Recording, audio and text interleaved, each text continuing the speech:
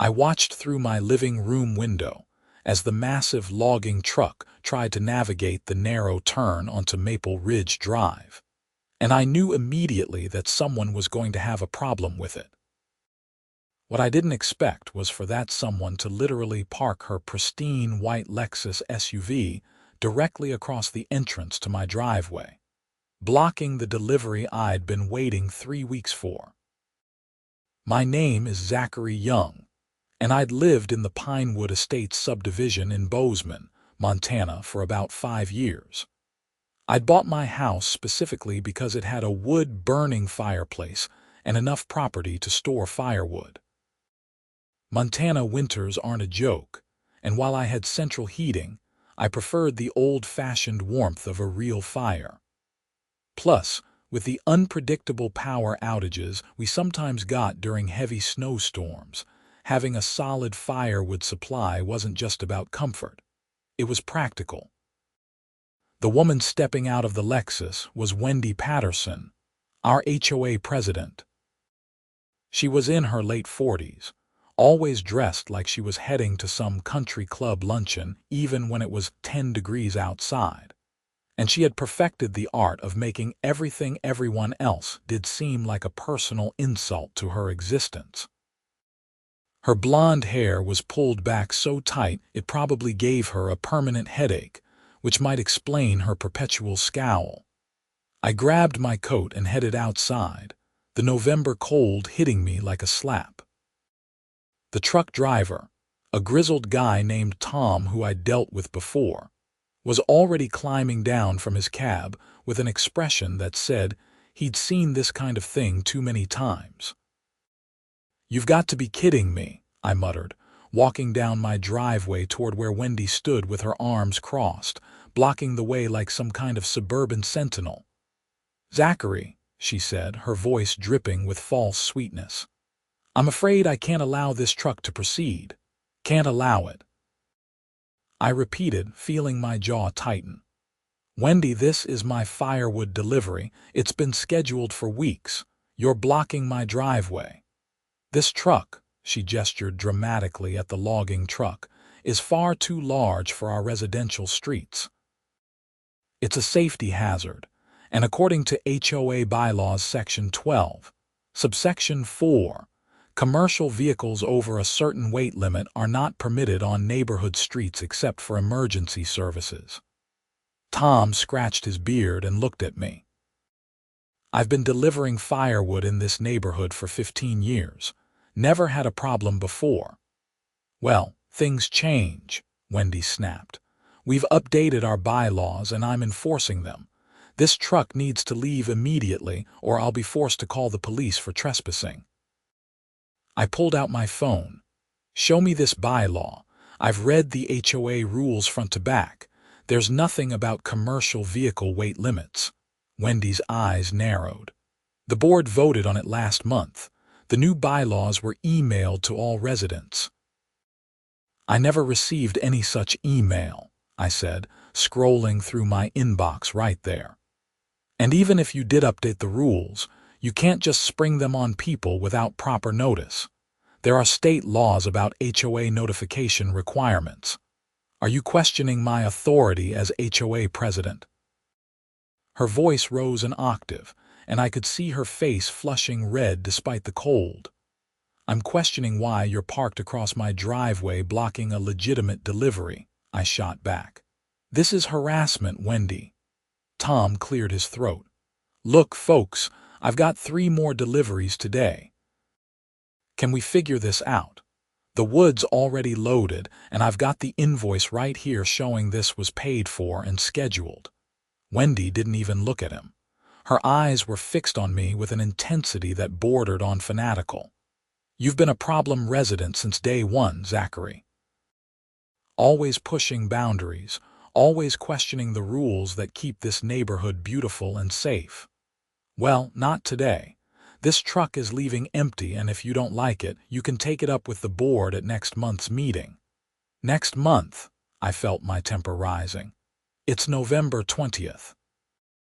The temperature's supposed to drop below 0 next week. I need this firewood now." Should have thought about that before trying to bring an industrial vehicle into a residential area, she said smugly. I looked at Tom, who shrugged apologetically. I can't unload if she's blocking the driveway. And I can't just dump it in the street. Give me 10 minutes, I told him, then turned back to Wendy. Move your car right now, or what? She challenged. Or I'm calling the police myself. You're illegally blocking my driveway, which is private property. That's actually against the law, not some made-up HOA rule. For a moment, we stood there in a standoff, the Montana wind whipping around us. I could see my neighbors starting to peek out their windows, probably enjoying the show. Wendy and I had butted heads before over various stupid things like my mailbox being the wrong shade of black or my lawn being a quarter-inch too tall, but this felt different. This felt personal. Fine, she finally said, but she didn't move toward her car. Instead, she pulled out her own phone and started typing furiously. I'm documenting this entire incident. The board will be hearing about your aggressive behavior and your flagrant disregard for community standards. Document away, I said. Just do it from somewhere that isn't blocking my property. She took her sweet time getting back into her Lexus, making a big show of taking photos of the truck, my driveway, and even me standing there. When she finally moved her car, she didn't leave. She parked it right across the street and sat there, watching. Tom maneuvered the truck into position, and we got to work unloading. He had a hydraulic lift that made the job easier, but it still took us about 45 minutes to get all 3 cords of wood stacked in my designated area beside my garage. The whole time, Wendy sat in her car, watching and occasionally taking more photos. That lady's got issues, Tom said quietly as he prepared to leave. You have no idea, I replied, signing the delivery receipt. Sorry about the hassle. Not your fault, buddy. Good luck with all that. He nodded toward Wendy's car. As the truck pulled away, I expected Wendy to leave too. She didn't. She got out of her car and walked back over to my property, standing at the edge of my driveway with her phone held up. What now? I asked, exhausted and cold. This wood, she gestured at my neatly stacked firewood. It's visible from the street. That's a violation of our aesthetic standards. All storage must be screened from public view. I stared at her. It's against the side of my garage. You can barely see it. I can see it, therefore it's visible. You'll need to construct an appropriate privacy screen or move it to your backyard. My backyard doesn't have access from the driveway, I said slowly, trying to keep my voice level. I'd have to carry 3 cords of wood piece by piece through my house or around the side where there's no gate. That's not reasonable. That sounds like a personal problem, Wendy said. You have until the end of the week to come into compliance, or you'll be fined $50 per day. She turned and walked back to her car, driving away with what I swear was a satisfied smirk on her face. I stood there in my driveway, looking at the firewood I'd just spent the better part of an hour unloading, and felt a frustration so deep it made my teeth ache. This wasn't about HOA rules or community standards. This was about control and power, and Wendy Patterson wielded both like weapons. Inside my house, I poured myself a whiskey and sat down at my computer. If Wendy wanted to play the rules game, I could play it too. I spent the next 2 hours combing through every single HOA document I could find, looking for the bylaw she'd mentioned. It didn't exist. There was no updated rule about commercial vehicles, no recent board vote, nothing. She'd made it up on the spot, but there was something interesting I did find. According to our HOA's governing documents, any rule change required a 30-day written notice to all homeowners, followed by a comment period, and then a vote. Even if the board had tried to pass such a rule, they hadn't followed proper procedure. I drafted a formal complaint email to the HOA board, citing the relevant sections of Montana HOA law and our own governing documents. I attached photos of my firewood storage, showing that it was neat, properly stacked, and barely visible from the street. I also included screenshots proving I'd never received any email about bylaw changes. Then, I sent a separate email requesting copies of all board meeting minutes from the past 6 months, which I was entitled to as a homeowner. If Wendy wanted to come after me with made-up rules, I was going to make sure everything she did was documented and scrutinized. The response came faster than I expected. At 8 o'clock that evening, my phone rang. It was Gerald Morrison, one of the other board members, and he sounded uncomfortable. "Zachary, I got your email," he said. "Look, I want you to know that I wasn't aware of any issue with your firewood delivery today. Wendy didn't consult with the rest of the board before confronting you." "So there's no bylaw about commercial vehicles?" I asked, though I already knew the answer. "No, nothing like that. And between you and me, I think she overstepped. The wood storage issue is legitimate according to our current rules, but she should have sent you a written notice first, not confronted you on the spot with threats of immediate fines." I felt a small surge of vindication. "So what happens now?" Gerald sighed. "I'll talk to the other board members. We'll probably need to have a meeting to address this. Wendy's been getting more aggressive with enforcement lately, and several residents have complained. But you know how it is. She's been HOA president for 6 years, and she's very dedicated." "Dedicated to making people miserable," I muttered. "I didn't hear that," Gerald said, but I could hear the smile in his voice. "Give me a few days to sort this out. In the meantime, don't worry about the fines. They're not valid without proper notice anyway." After we hung up, I felt slightly better. At least not everyone on the board was insane, but I had a feeling this wasn't over. People like Wendy Patterson didn't back down easily, especially when they felt their authority was being challenged. The next morning, I woke up to find a bright orange notice taped to my front door. It was an official HOA violation notice, dated and signed by Wendy, citing me for unauthorized commercial vehicle access, unapproved storage visible from public right-of-way, and aggressive behavior toward HOA officers. Each violation carried a $50 fine, totaling $150, due within 15 days. I took a photo of the notice and immediately forwarded it to Gerald with a simple message: "This is harassment." His response came within the hour: "Board meeting tonight at my house. 7 p.m. Please attend." I showed up at Gerald's house that evening to find all 5 board members present. Gerald, who worked as an accountant and always seemed like the most reasonable person in the group; Susan Chen, a retired teacher who mostly stayed quiet; Robert Kowalski, who owned a local hardware store; Marcus Thompson, a younger guy who'd only been on the board for a year; and of course, Wendy Patterson, sitting at the head of Gerald's dining room table like she owned the place. "Thank you all for coming on short notice," Gerald began. "We need to discuss some recent enforcement actions and make sure we're all on the same page about proper procedure." Wendy cut him off. "If this is about Zachary Young's violations, I followed protocol exactly as outlined in my duties as president. I have the authority to issue citations for clear violations of our bylaws." "Which bylaws, specifically?"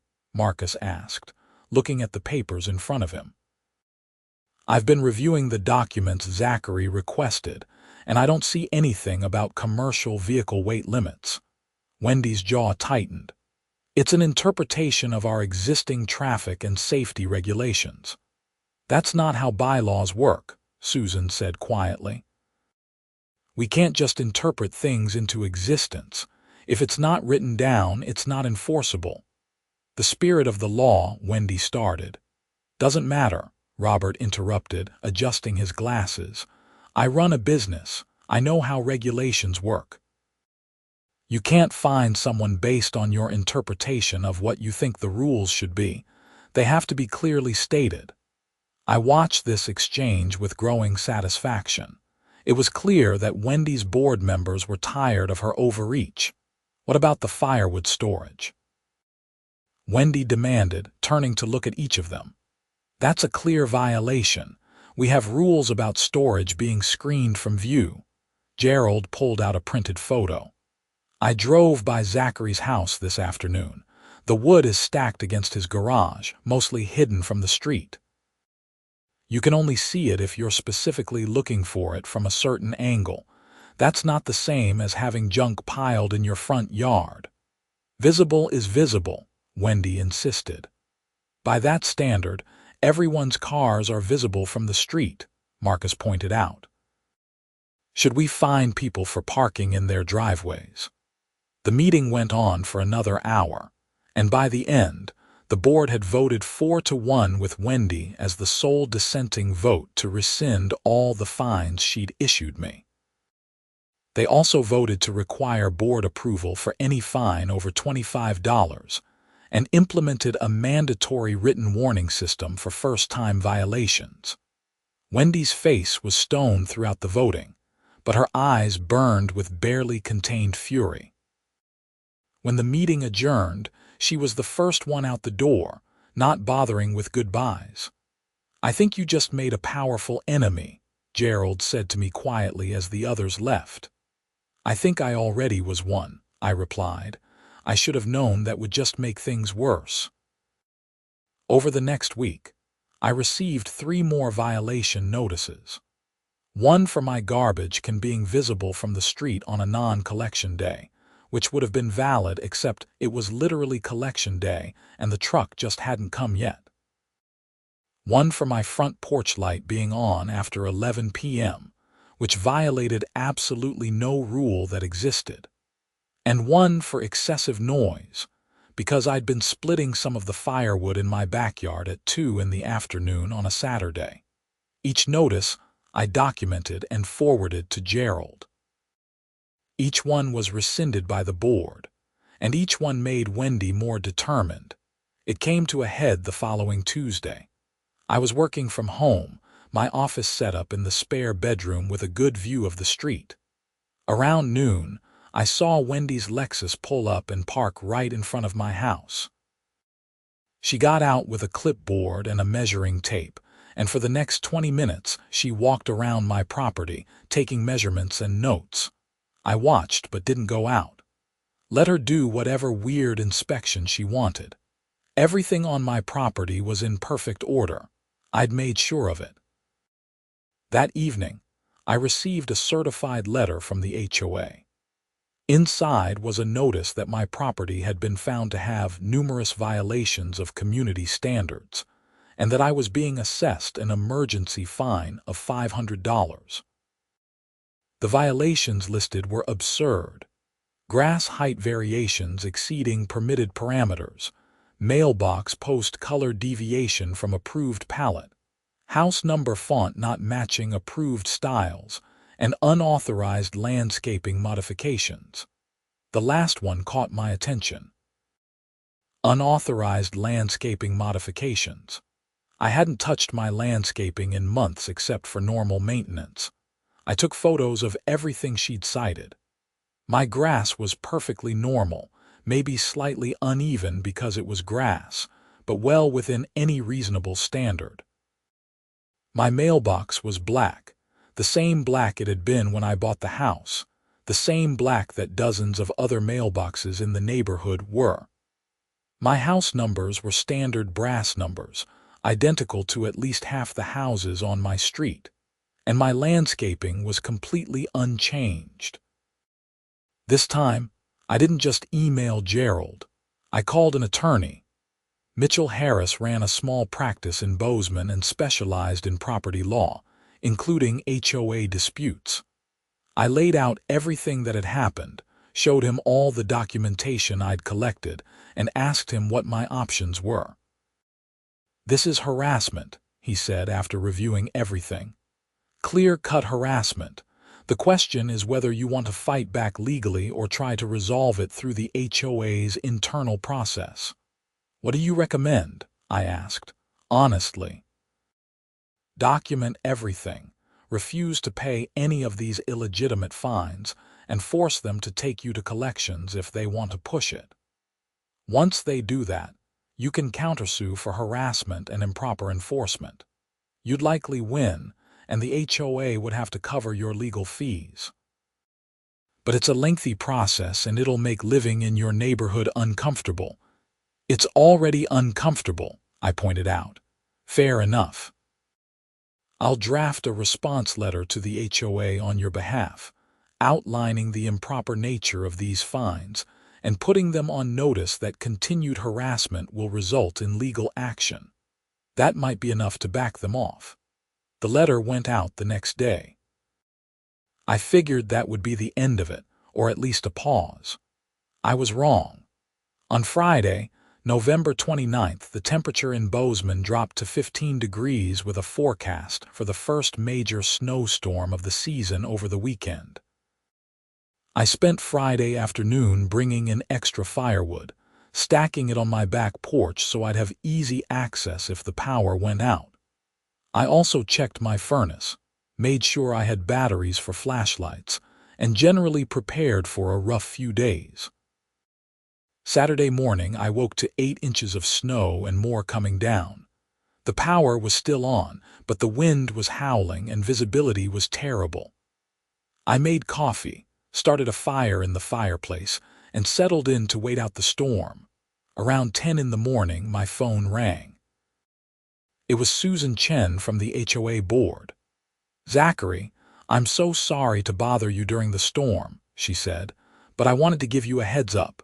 Wendy called an emergency board meeting last night. In the middle of a snowstorm warning," I asked. "She did it by conference call." Only Gerald and I were able to join. Robert and Marcus couldn't get connected because of weather issues with their internet. I felt a sense of dread. "What happened?" "She pushed through a vote to place a lien on your property for unpaid fines."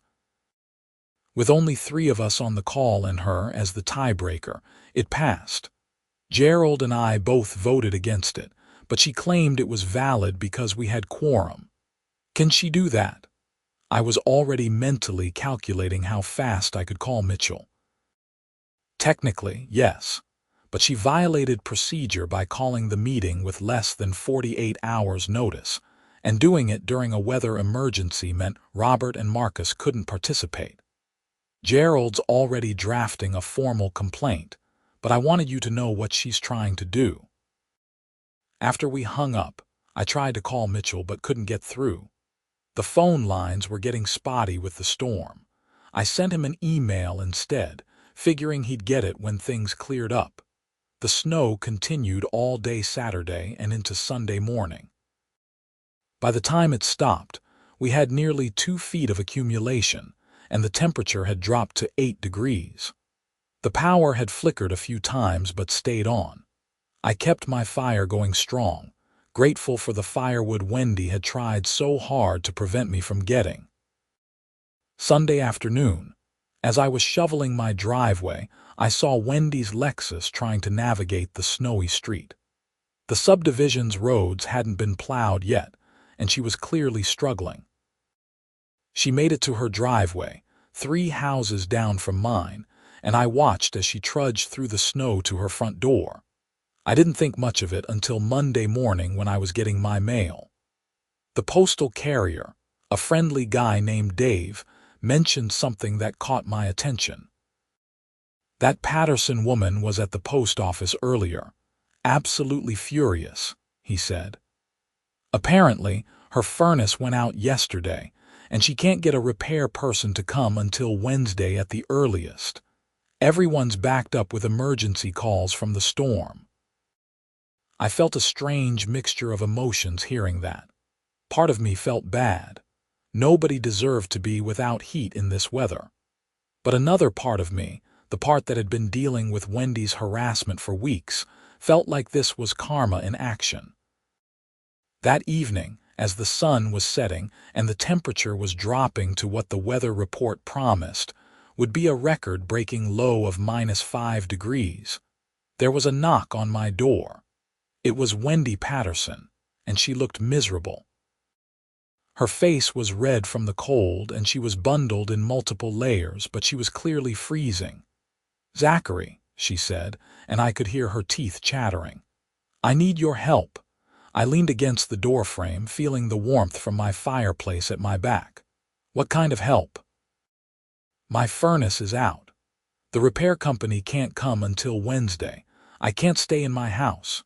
It's too cold. I was wondering if I could stay here until I can get a hotel room tomorrow. Everything's booked up tonight because of people with storm damage." I looked at her, this woman who had made my life hell for weeks, who had tried to block my firewood delivery, who had issued me hundreds of dollars in fake fines, who had literally tried to put a lien on my house, now standing on my porch asking for help. "No," I said simply. Her eyes widened. "What? No, you can't stay here." "But I could freeze," she said, her voice rising in pitch. "You should have thought about that before trying to prevent me from getting firewood," I replied. "Remember that truck you blocked? Remember how you said I should have planned better? Maybe you should have planned better and maintained your furnace." "This is an emergency," she insisted. "Then call emergency services. I'm sure they can help you find shelter, but you're not welcome in my home. I'm the HOA president. You can't treat me like this." Something in me snapped. "You're the HOA president who has harassed me relentlessly, issued bogus fines, tried to put a lien on my property, and made my life miserable because you have some pathological need to control everyone around you. You want to know what you can't do? You can't abuse your power for weeks and then expect the people you've abused to help you when you're in trouble. You're going to let me freeze out of spite." Her voice was shaking, whether from cold or emotion, I couldn't tell. "I'm not letting you do anything. You have options. Call a friend. Call a family member. Drive to a hotel in the next town over. Figure it out. But you're not my responsibility, and after everything you've put me through, you've got a lot of nerve asking me for anything. I'll make sure you regret this," she threatened. "You've already been trying to do that," I pointed out. "How's that been working out for you?" I closed the door, and through the window, I watched her stand there for a moment before stomping back through the snow toward her house. I felt a twinge of guilt, but I pushed it down. She'd made her bed. She could lie in it, cold as it was. About an hour later, Gerald called me. "Did Wendy come to your house?" he asked. "Yeah, she wanted to stay here because her heat's out." I said no. There was a long pause. "I can't say I blame you, but she's calling everyone on the board saying you refused to help her in a life-threatening situation." "It's not life-threatening," I said. "She has plenty of options. She's just mad that I'm not one of them. She's also claiming this proves you're a danger to the community and that she wants you removed from the neighborhood." I laughed without humor. "On what grounds? That I won't let someone who's been harassing me stay in my house? Good luck with that argument. Just giving you a heads up." She's pretty worked up. After Gerald hung up, I made myself dinner and sat by the fire, trying not to think about Wendy freezing in her house down the street. She had options. She wasn't helpless. And she'd made it very clear over the past weeks that she thought I should suffer for the crime of wanting firewood. The next morning, Tuesday, I woke to more snow falling and the temperature still hovering around 0. I checked my phone and found a dozen emails, all from Wendy, sent at various times throughout the night. They started with demands that I provide her with shelter as a community obligation, and devolved into increasingly unhinged rants about my character, my disrespect for the HOA, and my general unworthiness as a human being. I forwarded them all to Mitchell Harris with a note. Still think we should wait for them to take me to collections. His response was immediate. Save everything. This is gold for a harassment case. Around noon, I saw Wendy's Lexus pull out of her driveway and head down the street. She'd apparently survived the night, probably by piling on every blanket she owned and camping out in her bedroom. I felt a moment of relief that she hadn't actually frozen, immediately followed by annoyance at myself for caring. The next few days were quiet. The snow continued intermittently, the temperatures stayed brutal, and I stayed warm with my illegal firewood and my code-violating fireplace. I worked from home, only venturing out to shovel and to get supplies. On Wednesday evening, I got a call from Marcus Thompson, the younger board member. "Emergency board meeting tomorrow night at 6, he said. "Wendy's called it to discuss your refusal to provide emergency aid to a fellow community member. Fair warning, she's trying to build a case to force you to sell your house. Can she do that?" I asked, already knowing I needed to call Mitchell. "No, not really, but she can make your life hell trying. Look, the rest of us are done with her insanity. Gerald's been talking to a lawyer about how to recall an HOA president. We've got grounds based on her abuse of authority and improper enforcement actions, but that process takes time." "How much time?" "A few months, probably. We need to follow proper procedure, which is ironic since she never does." The meeting the next night was held at the community clubhouse, a small building near the neighborhood entrance that was used for HOA gatherings. Despite the cold and the snow, all 5 board members were there, plus about 15 other residents who'd heard about the drama. Wendy stood at the front of the room with a prepared presentation, complete with printed handouts. She'd gone full corporate executive, with charts and bullet points outlining what she called my pattern of antagonistic behavior and refusal to comply with community standards. "Zachary Young has demonstrated time and again that he believes himself above the rules that govern this community," she began, her voice taking on a lecturing tone.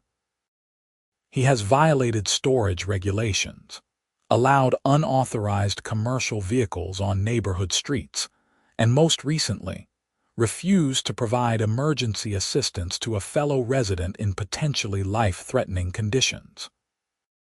She clicked through photos she'd taken of my property, each one highlighting some supposed violation. My firewood, visible from a specific angle. My mailbox, which she claimed was the wrong shade of black.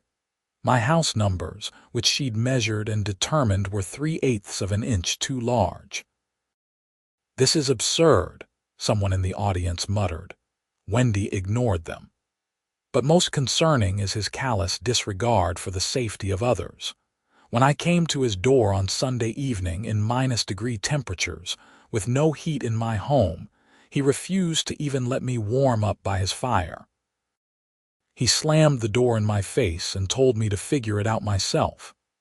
"That's not exactly how it happened," I said, standing up. "You came to my door after spending weeks harassing me with fake fines and illegitimate violations. You tried to block my firewood delivery specifically to prevent me from having the heat source that you then wanted to benefit from. And you weren't in a life-threatening situation. You had your car. You could have driven to a hotel. You could have called friends or family. You just wanted to come to my house specifically, and I exercised my right to refuse. See," Wendy pointed at me dramatically, "this is exactly the kind of hostile attitude I'm talking about." Gerald stood up. "Wendy, I think we need to address the actual issue here, which is your pattern of targeting Zachary with enforcement actions that the rest of the board has repeatedly found to be without merit. We've rescinded multiple fines you issued. We've had to correct violations you cited that didn't actually exist, and you called an emergency board meeting during a snowstorm with improper notice to push through a lien that you knew was questionable. I was enforcing the rules, Wendy insisted. You were making up rules, Susan said, speaking up for the first time. There's a difference. The meeting devolved from there. Other residents started sharing their own stories of Wendy's overzealous enforcement. Linda Martinez talked about getting fined for having a decorative garden gnome that Wendy claimed violated the no yard ornaments rule that didn't exist. Tom Reynolds described being cited for parking his work van in his own driveway overnight. Carol Foster had been fined for having the wrong color Christmas lights. The picture that emerged was clear. Wendy Patterson had been using her position as HOA president as a personal fiefdom, imposing her preferences as rules and punishing anyone who didn't comply. I move that we suspend Wendy Patterson's enforcement authority pending a full review of all fines and violations issued in the past year, Gerald said formally. Second, Marcus added immediately. The vote was 4 in favor, 1 opposed. Wendy stood there, her face going through shades of red and purple that would have been concerning if I'd cared about her well-being at that moment. You can't do this, she said, her voice shaking. I'm the president of this HOA. I have authority granted by the bylaws. Authority that you've abused, Robert said firmly. The vote stands. You're still president, but you can't issue any more fines or violations without board approval, and we're going to be reviewing everything you've done to make sure it was legitimate. Wendy gathered her materials, her hands shaking with rage. You're all going to regret this, every single one of you. This neighborhood is going to fall apart without proper enforcement, and when it does, don't come crying to me. She stormed out, and the room was silent for a moment. Well, Gerald said finally, that went better than expected. People actually laughed, releasing the tension that had been building. After the meeting formally adjourned, several residents came up to me to apologize for not speaking up sooner about Wendy's behavior. We all thought it was just us, Linda Martinez said, like she had it out for each of us individually. We didn't realize she was doing this to everyone. She's got some serious control issues, I replied. You standing up to her probably saved this whole neighborhood, Tom Reynolds added. If you just paid those bogus fines, she would have kept escalating with all of us. I drove home that night feeling vindicated but also exhausted. The drama with Wendy had consumed weeks of my life and I was ready for it to be over. But I had a feeling it wasn't finished yet. I was right. Friday morning, I woke to find my mailbox had been knocked over. Not damaged by snow or wind, but deliberately destroyed. The post had been snapped off at the base, and the mailbox itself was dented like someone had hit it with a bat. I took photos and called the police non-emergency line to file a report. Deputy Hayes came out to take a statement, and when I explained the situation with the HOA, his expression turned knowing. We've had calls from this neighborhood before, he said. Property disputes, harassment complaints. Never anything we could really act on, just neighbor drama. But vandalism's different. You got any security cameras? No, I admitted. Never thought I'd need them. Might want to consider it. In the meantime, I'll file this report, but without witnesses or footage, there's not much we can do. After he left, I spent the afternoon installing a Ring doorbell camera and 2 additional cameras covering my driveway and the front of my property. The tech setup took a few hours, but by evening, I had full coverage of anything approaching my house. Saturday night, my cameras caught someone spray painting obscenities on my garage door at 2 in the morning. The figure was bundled in winter gear, face covered, but the height and build looked suspiciously like Wendy Patterson. The footage was grainy because of the darkness and the cold affecting the camera performance, but it was enough to file another police report. Deputy Hayes came out again, this time with a more serious expression. Mr. Young, I'm going to be straight with you. This looks like harassment escalating to criminal mischief. If you believe you know who's doing this, I'd recommend getting a restraining order. Based on what evidence? I asked. I can't see the person's face in the footage. The pattern of behavior. Document everything. The HOA disputes the timing of these incidents, any threats or hostile communications. Take it all to a judge and request a protection order. Even if it's not granted, it creates an official record. I called Mitchell Harris first thing Monday morning and laid out the new developments. He listened carefully and then said, "I'll draft the petition for a restraining order, but I'm also going to recommend we file a civil harassment lawsuit. Between the bogus fines, the attempted lien, the hostile communications, and now property damage, we have a strong case. It'll send a clear message that you're serious about stopping this." "Won't that just make her more angry?" I asked. "Probably. But right now, she thinks she can get away with it. We need to show her there are consequences." The papers were filed by Wednesday. Wendy was served with both the restraining order petition and the civil lawsuit on Thursday afternoon. I wasn't there to see it, but Gerald called me that evening to tell me that Wendy had apparently had a complete meltdown at the server, screaming that this was proof of my vendetta against her, and that she was the real victim. "She's not handling this well," Gerald said, which felt like the understatement of the century. The restraining order hearing was scheduled for the following Tuesday. In the meantime, my cameras caught Wendy driving slowly past my house multiple times a day, sometimes stopping to take photos. Each incident I documented and sent to Mitchell. "She's building her own case against herself," he said when I showed him the footage. "This is perfect evidence of obsessive behavior." The hearing was held in the Gallatin County Courthouse in downtown Bozeman. Judge Patricia Morrison presided, a woman in her 60s with sharp eyes and no patience for nonsense. Both Mitchell and I were there, along with Wendy and her attorney, a nervous-looking younger guy who clearly wished he was anywhere else. Mitchell presented our case methodically.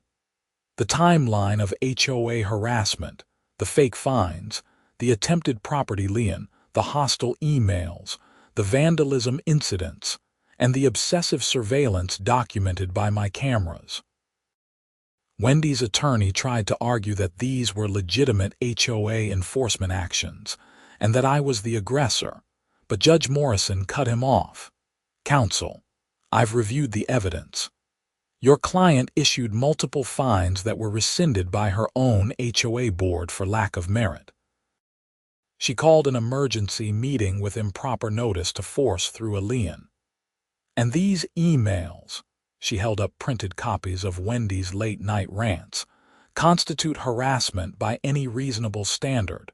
What's your actual defense here?" The attorney fumbled through a response about Wendy being dedicated to community standards and me being uncooperative, but it was clear the judge wasn't buying it. "Mrs. Patterson," Judge Morrison addressed Wendy directly, "did you or did you not attempt to block Mr. Young's firewood delivery in November?" "The truck was too large for our residential streets," Wendy said, her voice tight. "It was a safety hazard." "Was there any actual HOA bylaw prohibiting such deliveries?" Wendy hesitated. "It was an interpretation of our traffic regulations." "That's a no," the judge said flatly. "Did you or did you not issue fines to Mr. Young that were subsequently rescinded by your HOA board?" "The board didn't understand the severity of the violations," Wendy insisted. "Mrs. Patterson, I'm going to be very clear with you. What I'm seeing here is a pattern of harassment disguised as HOA enforcement. You've targeted this man repeatedly with actions that your own board has found to be without merit. You've sent him hostile communications. And there's evidence suggesting you or someone connected to you has vandalized his property. This is unacceptable behavior and it stops now." Your Honor, Wendy's attorney tried to interject, but the judge held up a hand. I'm granting the restraining order. Mrs. Patterson, you are to have no contact with Mr. Young except through attorneys or at properly noticed HOA meetings where other board members are present. You are not to go near his property. You are not to send him communications, and you are not to engage in any further harassment. Violation of this order will result in criminal charges. You understand? Wendy's face was stone. Yes, Your Honor. Furthermore, I'm ordering you to pay Mr. Young's attorney fees related to this petition. You brought this on yourself. Outside the courtroom, Wendy walked past without looking at us, her attorney trailing behind looking relieved it was over. Mitchell shook my hand. That went well, he said. The civil case will take longer, but this gives us momentum. She's going to think twice before pulling anything else. I wish that had been true. 3 days after the hearing, I came home from grocery shopping to find the police at my house. Deputy Hayes and another officer were examining my front door, which had been kicked in, the frame splintered around the lock. We got an alarm notification from your security company, Deputy Hayes explained. When we arrived, the door was like this, but nobody was inside. Looks like they broke in but didn't take anything. I went through my house carefully with the officers. Nothing was missing. Nothing was obviously damaged, but someone had definitely been inside. I could tell because things were slightly moved, drawers opened and closed, my desk papers rifled through. This is escalating, Deputy Hayes said seriously. First vandalism, now breaking and entering. With the restraining order in place, if it's who we think it is, that's a criminal violation. You have footage from the cameras? The other officer asked. I pulled up the app on my phone and felt my stomach drop. The footage from all 3 cameras for the past 6 hours had been deleted. Someone had accessed my security system and wiped the evidence. How is that possible? I asked. If someone has your login information or hacked into your account, Deputy Hayes said. These systems aren't as secure as people think. Did you use a strong password? I thought about it. I'd used the same password I used for most things, which was probably not smart. Maybe not strong enough, I admitted. We'll file a report, but without evidence, it's going to be hard to prove who did this. I'd recommend changing all your passwords, adding 2-factor authentication, and maybe getting an old-fashioned alarm system that doesn't rely on internet connectivity. After they left, I called Mitchell again. He was starting to sound tired of hearing from me, but he remained professional. This changes things, he said. Breaking and entering is a felony. If we can prove Wendy violated the restraining order by doing this, she's looking at criminal charges on top of the civil case. But we don't have proof, I pointed out. Not yet. But patterns are evidence too. Who else would have motivation to do this? Who else would know to delete your security footage? We'll bring this up in the civil case and let a jury decide what they think is happening here. Over the next week, I became obsessed with security. I changed every password, enabled 2-factor authentication on everything, installed additional cameras with local storage backup, and even put up motion sensor lights around my property. I felt like I was living in a fortress, and I hated it. The breaking and entering had shaken me more than I wanted to admit. Someone had been in my home, gone through my things, violated my private space. Even though nothing was taken, the psychological impact was real. I found myself checking locks multiple times before bed, jumping at every sound, looking over my shoulder constantly. Gerald called to check on me after hearing about the break-in through the neighborhood grapevine. This has gotten out of hand, he said. The board is moving forward with the recall process for Wendy as president. We've got enough resident signatures to force a vote, but it's going to take until after the holidays to get everything properly noticed and scheduled." "What's she saying about all this?" I asked. "Nothing, officially. She hasn't been to any board meetings since the one where we suspended her enforcement authority. She's been completely silent, which honestly worries me more than her yelling did. The holidays came and went in a blur. I spent Christmas alone, not feeling particularly festive." The lawsuit was moving slowly through the court system, with discovery and depositions scheduled for January. The restraining order was in effect, and Wendy had technically complied with it, staying away from my property and not contacting me directly. But I couldn't shake the feeling that something else was coming. In early January, I got my answer. I received notice that Wendy had filed a countersuit against me for defamation, emotional distress, and interference with her HOA duties. Her suit claimed that I had waged a campaign to undermine her authority, spread false rumors about her in the neighborhood, and caused her severe emotional harm. Mitchell read through the filing and laughed, which I didn't find particularly comforting. "This is a slap suit," he explained. "Strategic lawsuit against public participation. She's suing you to try to intimidate you into dropping your legitimate claims against her. Montana has strong anti-slap laws. We can get this dismissed pretty quickly, and she'll end up paying your legal fees for this too." "So I shouldn't be worried?" I asked. "Not legally, no, but it shows she's still fighting. She's not backing down, and she's willing to throw money at lawyers to make your life difficult." The anti-slap motion was filed within days, and a hearing was scheduled for late January.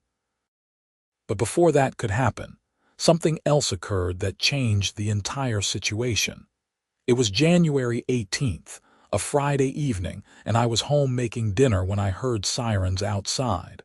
I looked out to see fire trucks and police cars gathered a few houses down. At Wendy Patterson's house. I grabbed my coat and walked down the street with several other neighbors who'd come out to see what was happening. Smoke was visible from one of Wendy's side windows, and firefighters were rushing in with equipment. "What happened?" I asked Linda Martinez, who was standing nearby. "I don't know. I heard someone say she's being taken out on a stretcher." We watched as paramedics brought Wendy out on a gurney, an oxygen mask over her face. She was conscious but looked terrible, pale and confused. The ambulance took her away with lights flashing. A fire investigator came out about an hour later and spoke with the gathered crowd. "Small fire in the basement, mostly smoke damage. Looks like it started near the furnace, possibly electrical. Everyone stay back while we finish investigating." Over the next few days, the story came together through neighborhood gossip and official reports. Wendy's furnace, which had been repaired after it broke down in November, had apparently not been fixed properly. A wiring issue had caused a short circuit, starting a fire in her basement. The smoke had filled her house while she was asleep, and if not for a neighbor hearing the smoke alarm and calling 911, she might have died from smoke inhalation. She was in the hospital for 3 days being treated for smoke exposure and minor burns from when she tried to put out the fire herself before escaping. Her house had significant smoke damage and would require major repairs. I felt a complicated mix of emotions hearing this. Part of me felt terrible that she'd been hurt. Nobody deserved to almost die in a house fire. But another part of me couldn't help thinking about how she'd tried to prevent me from getting firewood, how she'd scoffed when I said I needed it because of winter emergencies. She'd had an emergency of her own and suffered for it. When she was released from the hospital, she went to stay with her sister in Billings while her house was being repaired.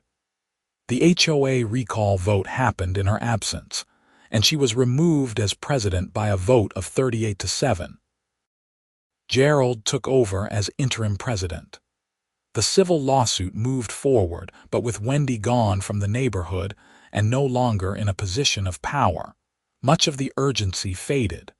Mitchell negotiated a settlement in early February. Wendy agreed to pay me $15,000 for the harassment and property damage, to cover all my legal fees, and to formally apologize in writing for her actions. In exchange, I agreed to drop the suit and not pursue any further claims. The countersuit she'd filed was dismissed with prejudice, and she was ordered to pay those legal fees too. Gerald called me when the settlement was finalized. "She's putting her house up for sale," he said. "Once the repairs are done, she's leaving the neighborhood." "Probably for the best," I replied. "For everyone," he agreed. "Look, Zachary, I want to apologize for not stepping in sooner.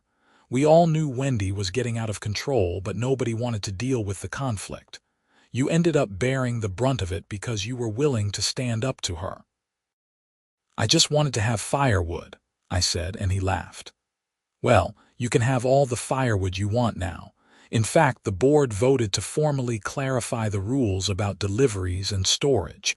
No more ambiguity for anyone to exploit." The written apology arrived a week later. It was brief and clearly drafted by her lawyer, but it acknowledged that she had overstepped her authority as HOA president and that her actions toward me were inappropriate. It wasn't particularly heartfelt, but it was something. Wendy's house sold in March to a young couple with a toddler who seemed nice and refreshingly normal. I never saw Wendy again after that night. She was taken away in the ambulance. Life in Pinewood Estates returned to a peaceful normalcy I hadn't realized I was missing. The new HOA board under Gerald's leadership was reasonable and fair, enforcing actual rules in sensible ways. Violations were handled with written warnings and reasonable timelines for compliance. Fines were only issued for legitimate, clear-cut violations after proper notice. I kept my firewood stacked by my garage, and nobody said a word about it. I burned fires throughout the rest of that winter and into the next, grateful for the warmth and the principle I'd defended. Looking back on the whole situation, I realized that it had never really been about firewood or HOA rules or property values. It had been about power and control, and what happens when someone gets a little authority and uses it to make themselves feel important by making others feel small. Wendy Patterson had tried to use her position as HOA president to dominate and punish people who didn't submit to her vision of how things should be. She'd made up rules, issued bogus fines, and harassed anyone who challenged her. And when I stood up to her, when I refused to be bullied and intimidated, it had exposed the house of cards her authority was built on. The other residents, once they realized they weren't alone in being targeted, had found their voices too. The HOA board had finally exercised proper oversight. And the legal system had worked the way it was supposed to, protecting individuals from abuse of private power. Was I proud of refusing to help Wendy when her heat went out? That was complicated. In the moment, it had felt like justified karma. She'd literally tried to prevent me from getting the firewood that would have kept me warm, and then she'd expected me to share that warmth with her when she needed it. The hypocrisy was staggering, but in hindsight, I wondered if I should have been the bigger person. Not let her stay in my house necessarily, but maybe helped her find someplace to go, called someone for her, done something. Then again, she'd had options. She hadn't been helpless. And the idea that I owed her assistance after weeks of harassment was exactly the kind of entitled thinking that had made her such a nightmare HOA president in the first place. Mitchell, when I discussed this with him over beers after everything was settled, had put it simply: "You're not responsible for the well-being of someone who's actively trying to harm you. Refusing to help isn't the same as hurting." She made choices that created consequences, and those consequences weren't your responsibility to fix. I lived with that reasoning, and most days, it felt right. The Firewood incident became something of a legend in the neighborhood. New residents heard the story from older ones, usually with embellishments that made Wendy more villainous and my resistance more heroic than either probably deserved. But the core lesson remained. HOAs only have the power residents give them, and abuse of that power can be challenged and stopped. I stayed active in the HOA after that, attending meetings and serving on committees. Not because I loved HOA politics, but because I'd learned that these organizations need involved residents to function properly. When good people step back and let petty tyrants take control, neighborhoods suffer. Gerald served as president for 2 years before stepping down, and Susan Chen took over after him. The neighborhood thrived under reasonable leadership. Property values stayed stable, common areas were maintained, and actual problems got addressed without drama or harassment. As for me, I continued to heat my home with firewood every winter. I'd learned the value of that backup heat source, both practically and symbolically. Every time I stacked a new cord of wood or lit a fire in my fireplace, I thought about how a simple delivery truck had sparked a months-long battle that changed my neighborhood for the better. Sometimes standing your ground over something small is really about defending something much larger. My firewood was never just about staying warm. It was about the right to make reasonable choices about my own property without unreasonable interference. It was about refusing to be bullied by someone who thought a title gave them unlimited authority. And it was about the principle that rules need to be fair, clearly stated, and evenly applied, or they're not really rules at all. Years later, I'm still in the same house in Pinewood Estates. The firewood stack beside my garage gets refilled every fall without incident. I wave to my neighbors, attend HOA meetings when needed, and live my life without drama or harassment. The house 3 doors down has changed hands twice since Wendy Patterson left, and neither of the subsequent owners have been anything but pleasant. On cold winter nights when the fire is crackling and the snow is falling outside, I sometimes think about that November day when a logging truck tried to turn onto my street, and a woman in a Lexus decided to make it her business to stop it.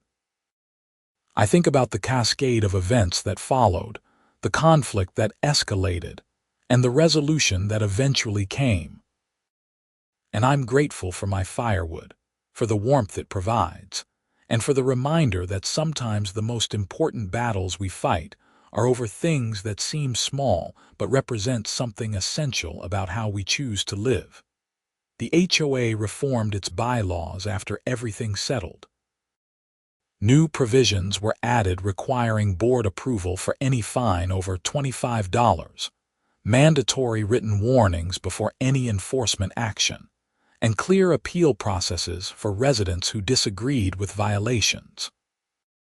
They also added term limits for board positions and recall procedures that were much easier to invoke than the old system. These changes didn't just help my neighborhood. They became a model that other HOAs in Bozeman started adopting. Mitchell Harris told me he'd been consulted by several other HOA boards looking to reform their governance after hearing about what happened in Pinewood Estates. Your firewood dispute might have improved HOA governance throughout the whole county, he joked, but there was truth to it. I never set out to be some kind of HOA reform crusader. I just wanted to heat my house and be left alone.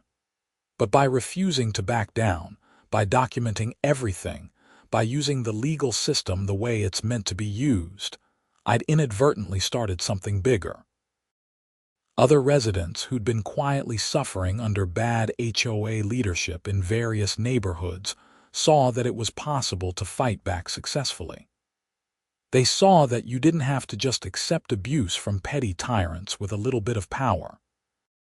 And they saw that standing up for yourself, even when it's uncomfortable and expensive and time-consuming, can be worth it. The settlement money I received from Wendy, after all the legal fees were paid, came out to about $8,000. I used it to build a proper wood storage shed behind my garage, complete with adequate ventilation and a roof to keep the wood dry. It was beautifully constructed, totally up to code, and completely compliant with all actual HOA regulations.